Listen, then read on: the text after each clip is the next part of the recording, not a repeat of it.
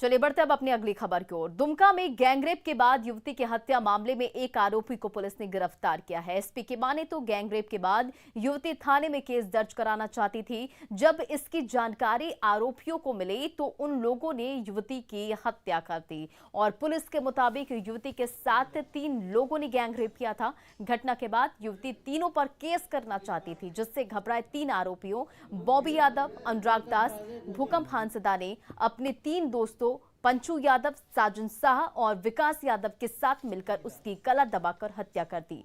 पूरे मामले में एक आरोपी बॉबी यादव को गिरफ्तार कर लिया गया है, जो नगर थाना क्षेत्र के जरुआहडी गांव का रहने वाला है। बाकी 5 अपराधियों की गिरफ्तारी के लिए छापेमारी जारी है। एक व्यक्ति को गिरफ्तार किया गया है, बॉबी यादव नामक व्यक्ति है, जो दुमका टाउन ही का रहने वाला है और इसने कन्फेस भी किया है इस जुर्म का और हमें इसमें सबूत भी मिले हैं। साथ में जो है कि इसके पास से गमछा जिसके द्वारा लड़की का गला घोटा गया था वो भी मिला है, बरामद हुआ है। मोबाइल जब्त किया गया है।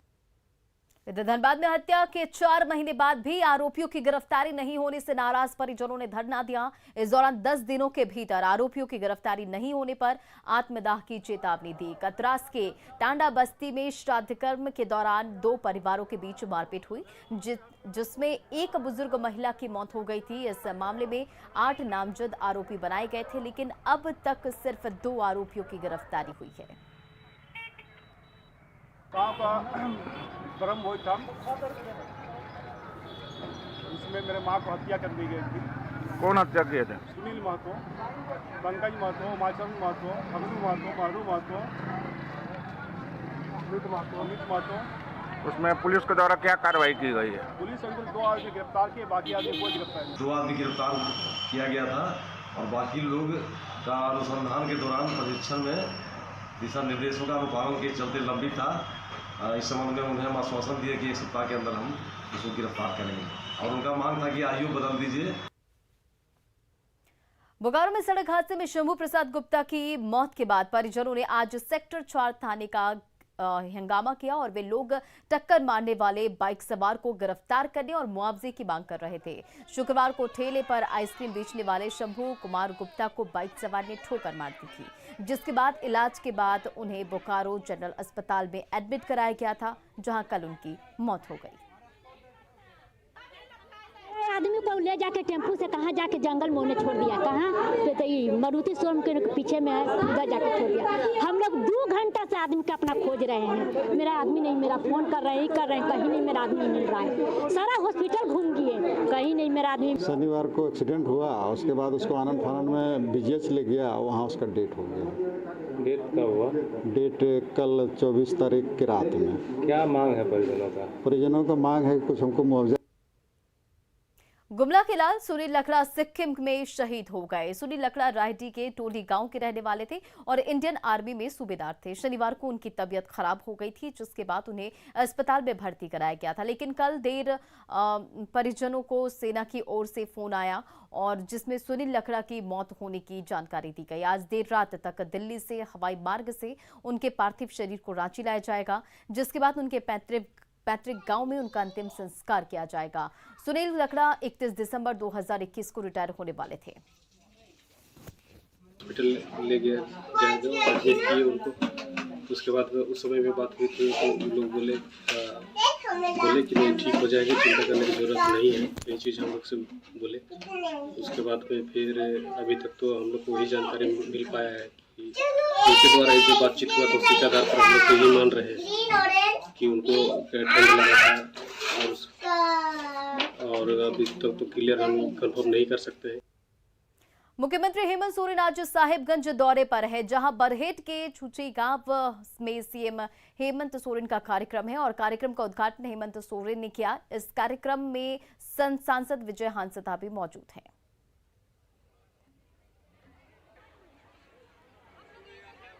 समय पर मनरेगा मजदूरी भुगतान में झारखंड फिर एक बार देश का अव्वल राज्य बन गया है। झारखंड ने अब तक 6 करोड़ 62 लाख का मानव दिवस सृजन कर लिया है और करीब 14 लाख मजदूरों को मनरेगा के तहत काम उपलब्ध कराए गए हैं। तमाम तरफ की प्रक्रियाओं के बावजूद मनरेगा मजदूरों को समय पर भुगतान किया गया।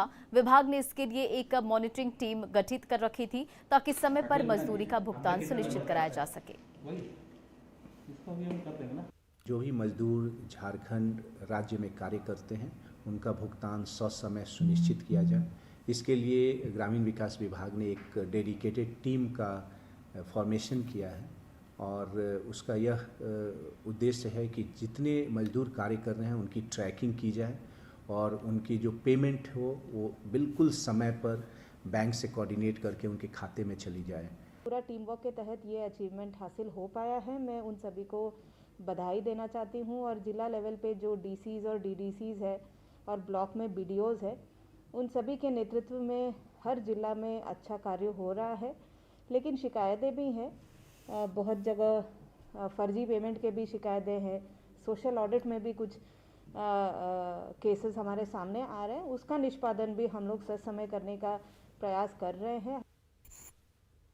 झारखंड में कच्चे मकानों में रहने वाले गरीब परिवारों को दीपावली के मौके पर प्रधानमंत्री आवास योजना का तोहफा मिलेगा। ग्रामीण विकास विभाग ने 4,31,000 परिवारों को प्रधानमंत्री आवास योजना ग्रामीण देने की तैयारी शुरू कर दी है।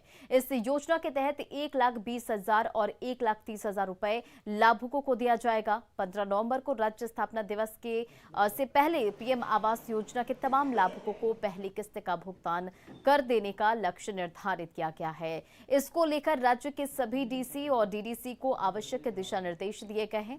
त्योहार के मौके पर इतनी बड़ी संख्या में पीएम आवास योजना का लाभ देने को लेकर ग्रामीण विकास विभाग काफी उत्साहित नजर आ रहा है। राज्य स्थापना दिवस के पूर्व लगभग 4,31,000 लोगों को प्रधानमंत्री आवास योजना से आच्छादित किया जाए। उसके लिए सारी कार्य योजना बना ली गई है। सारे उपायुक्तों और उप विकास आयुक्तों को यह दिशा निर्देश दिया गया है कि वह लाभुकों की जो संख्या है आवास प्लस में उन्हें कम्प्लीटली आच्छादित करें और इसके तहत 1,20,000 और 1,30,000 रुपये की राशि लाभुकों को दी जाएगी। जो फर्स्ट इंस्टॉलमेंट लगभग 40,000 रुपये, सेकेंड इंस्टॉलमेंट 75,000 या 85,000 रुपये दिए जाएंगे और थर्ड इंस्टॉलमेंट के रूप में 5,000 रुपये की राशि दी जाएगी। रांची डीसी ने SC/ST की बेहतरी के लिए बैठक बुलाई थी, लेकिन जनप्रतिनिधियों को पहले से एजेंडा नहीं मिलने के कारण बैठक को स्थगित कर दी गई। अब फिर से 2 नवंबर को बैठक बुलाई गई है। सांसद संजय सेठ ने कहा कि बैठक में आने के बाद जनप्रतिनिधियों को एजेंडा दिया गया, जिसके कारण सभी जनप्रतिनिधियों की सहमति से बैठक को स्थगित कर दी गई। तारीख को हम लोगों को नोटिस मिल गया था, एजेंडा नहीं मिला।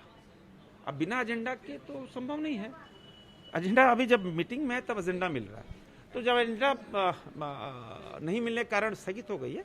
अब हम लोग निर्णय लिया सभी जनप्रतिनिधियों ने कि जब एजेंडा सर्व हो गया है, अब अगली बैठक 2 तारीख को होगी, क्योंकि महत्वपूर्ण बैठक है। इस महत्वपूर्ण बैठक में तुरंत एजेंडा मिलना, तुरंत काम होना संभव नहीं है। तो अगले जमशेदपुर में मानगो के तुरिया बेड़ा गाजीडी समेत कई इलाकों में बिजली का पोल नहीं लगा है। कई बार गुहार लगाने के बावजूद विभाग ने पोल लगाने के लिए कोई पहल नहीं की। ऐसे में समाज सेवी विकास सिंह के नेतृत्व में ग्रामीणों ने भिक्षाटन अभियान चलाया। डिमना चौक के आसपास के दुकानों में ग्रामीणों ने भिक्षाटन किया। हम लोग भिक्षाटन पूरे मानगो में करेंगे। हमने राशि जितना होगा मीडिया के सामने, सोशल मीडिया के सामने लाइव चला के पैसा गिनती करेंगे। और अगर मान लीजिए हमें पता चला कि प्राकलन में अधिक पैसा लग रहा है, इससे काम नहीं बनने वाला है, तो फिर हम जो समाज सेवी है, जो उद्योगपति है, जो पूंजीपति है, फिर हम दूसरे चरण में अगर पैसा मेरा कम पड़ेगा तो हम उसके घर में जाएंगे। झारखंड